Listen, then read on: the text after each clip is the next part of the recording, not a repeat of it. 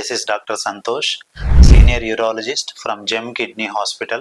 Gem Kidney Hospital అనేది LB Nagar Sagar ring road దగ్గర నెల రోజుల క్రితం ప్రారంభించబడిందండి. ఇది ప్రారంభించడానికి ముఖ్య ఉద్దేశాన్ని నేను పంచుకోదలుచుకున్నాను. నేను జనరల్ సర్జన్గా ఈ గత 22 సంవత్సరాలుగా ఫ్రీలాన్సింగ్ సర్వీస్ చేస్తున్నాను.